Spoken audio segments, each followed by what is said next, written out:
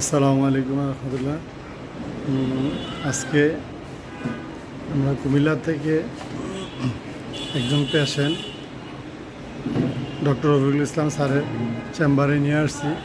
তো ওনার চেম্বারটা হচ্ছে মুন্সিগঞ্জ সিপাহীপাড়া।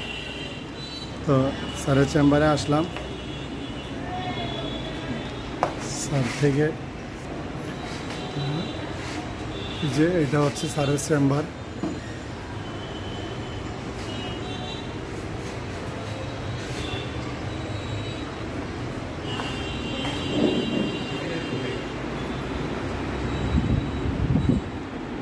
তো স্যার আমাদের হোমিওপ্যাথি মেডিসিনের পাশাপাশি আমাদের ডিএক্সএনের ফুড সাপ্লিমেন্টগুলো এগুলোর সাহায্যে উনি জটিল রোগের ট্রিটমেন্ট করে।